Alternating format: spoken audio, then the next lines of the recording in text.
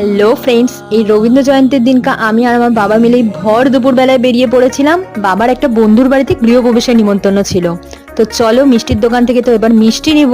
বাবা দেখিয়ে দিচ্ছিল কোন মিষ্টিটা নেওয়ার জন্য। তারপরে আমরা অটোতে উঠে পড়েছিলাম, কারণ আমরা স্টেশন যাব।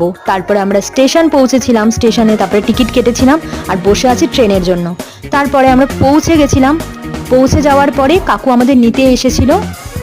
এখন আমরা যাচ্ছি। তারপরে কাকিমাকে মিষ্টির প্যাকেটটা দিলাম। ঘরে তো তারপর বসলাম আমি আর আমার বাবা মিলে। তারপরে কাকিমা ফ্রুটি নিয়ে এসেছিল, সেটা খেলাম, কারণ বাবা খায়নি, বাবার সুগার ছিল তাই। তারপরে তো বাবা আর কাকু মিলে গল্প করছিল। এখন খাওয়ার পালা। খাওয়াতে ছিল প্রথমে প্রসাদ খাচ্ছিলাম, তারপরে ছিল লুচি আর সুজি, তারপরে একে একে ভাত দিল, তারপরে শুক্তোর